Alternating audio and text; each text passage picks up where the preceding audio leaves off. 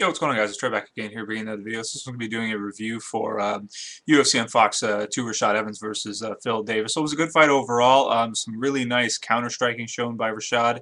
Some really nice counter-wrestling. He just fought this fight very defensively, and he was on the counter-attack, which was really nice to see.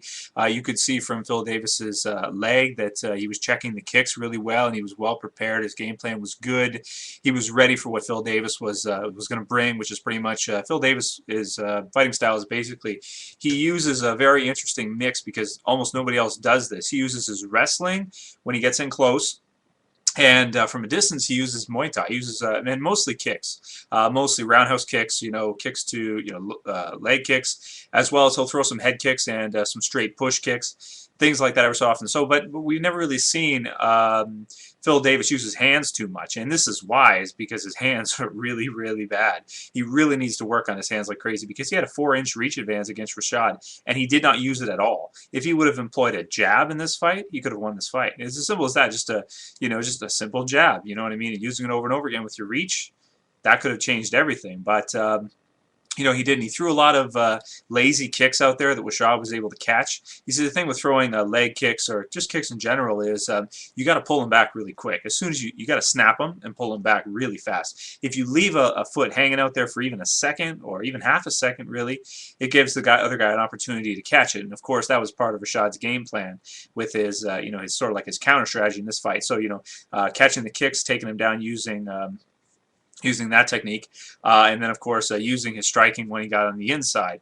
And we also saw some good positions from Rashad in this fight. He had him in the mounted crucifix, I think twice, pretty much 2 rounds. Wasn't able to finish him with it, but was able to do some pretty decent damage. It's not a position we see a lot.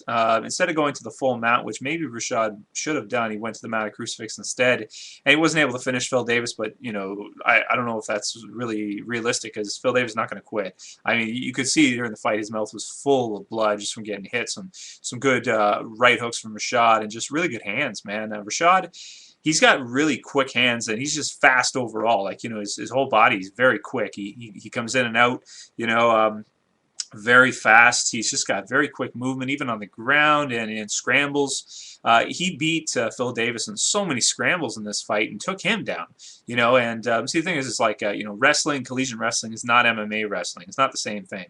And as you can see here, not that Rashad's wrestling hasn't improved. Obviously, it has. I mean, Rashad has become a very complete fighter now, where he'll use his boxing very well. He'll use everything, but his positioning is really good. He's not just a wrestler anymore. I think Phil Davis is still stuck in that stage where he was a wrestler. Now he's getting into mixed martial arts. He's learning how to use his feet decently, but again, just leaving legs out there and being too predictable.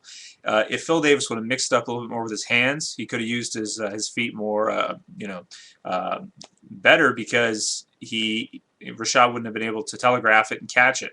And that was what we saw over and over again, is that he was able to catch it, check it, telegraph what he was going to do. It was just too predictable, not enough of mixed attacks. So that was definitely the thing on Phil, for Phil to learn from that and go on forward. He'll definitely be one of the top guys. I think in a couple of years he could even be. Maybe he'll be a champion one day. We'll see. Obviously in this fight it didn't look like it, but Rashad Evans is very good. I mean, his record is awesome. He's only got 1 loss to Lyoto Machida.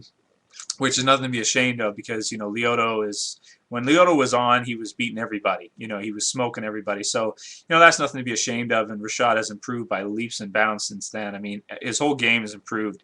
His positioning, his quickness, he's gotten even faster, even though he's getting a little bit older. His hands have definitely improved everything. So it'll be really exciting to see Rashad going up against Jon Jones. Definitely, but I still got to pick Jon Jones in the fight, but definitely. I would say that Rashad has the best shot of anybody in the light heavyweight division of beating Jon Jones. And then after Rashad, I think Dan Henderson probably has the next closest chance. But it's going to be tough for anybody to beat Jon Jones right now. I don't know if Rashad's going to be the man to do it. But definitely Rashad's quickness could pose some problems for Jon Jones. And it'd be a very exciting fight. I still got to give the odds 60-40 to Jon Jones, but I think that Rashad definitely has the best shot of anybody right now beating him. Let me know what you guys thought about the fight. Let me know what you think about the next one coming up, Jon Jones against Rashad, and that's it for this one, guys. Later, peace.